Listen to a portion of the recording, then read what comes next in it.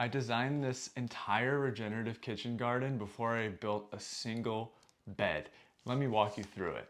Every garden design that I build starts here on paper. Before you buy a single plant or go start digging and grab your shovel, you need a plan because the design decisions that you make up front determine everything that you need about how productive, manageable, and thriving your regenerative garden really is. So here's what I map out. Process really does start with site assessment. So I map out where the sun is on my space, where water is flowing, where the prevailing wind directions are, what's the climate, what plants and animals are currently at the location. So site assessment always comes first. Go through and I'll map a water strategy. So here, rainwater collection, and also we have a well that will run from a water line spigot to the garden. Then I'm also mapping my zones of highest use. So thinking about the most trafficked areas is something that I always included in a design. I like to make my growing beds 4 feet wide with 2-foot wide pathways, all making them a standard size so they're really easy to maintain. Running them this direction because it's perpendicular to the slope, so the water is actually flowing downhill and we're actually catching water that way. Compost placement is really important, so I'm actually including a chicken run